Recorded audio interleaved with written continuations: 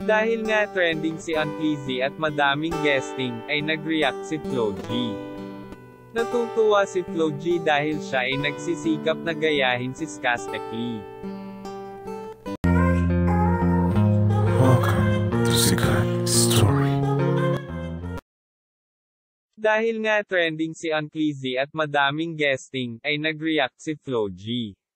Gawin mo yan ang gawin, men, malupit ka. Malupit ka. Natutuwa si Flo G dahil siya ay nagsisikap na gayahin si Skastekli. Gumagawa ka ng diskarte mo. Gumagawa sila din ng paraan para makilala at maabot yung mga pangarap nila. Si Flo G ay tunay na kaibigan at tinuturing kapatid ni Skastekli, simula noong walang-wala pa rin sila. Hindi sila nag-iiwanan pagdating sa music industry dahil parehas sila kilala at hinahangaan ngayon. Sobrang masaya si Flo G dahil merong tao na gustong maging ako o si Skastekli. Kaya kayo mga trip boy kayo, sana mahanap nyo mga sarili nyo.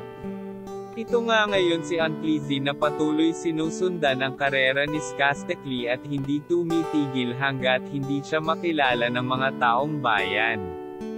Si Unclezy ay meron din magandang boses at ito ay kailangan pa nga niyang hasain para lalo itong gumanda.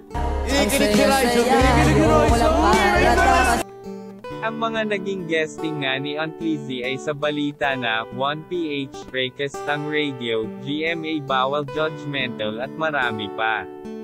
Siya ay tunay na umiidolo kay Skastekli at sa buong XB, kaya kahit di niya hilig ang pagpapatato ay ginawa din niya.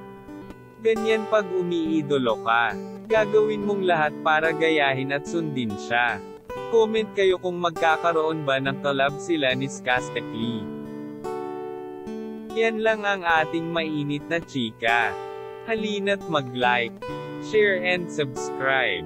Thank you.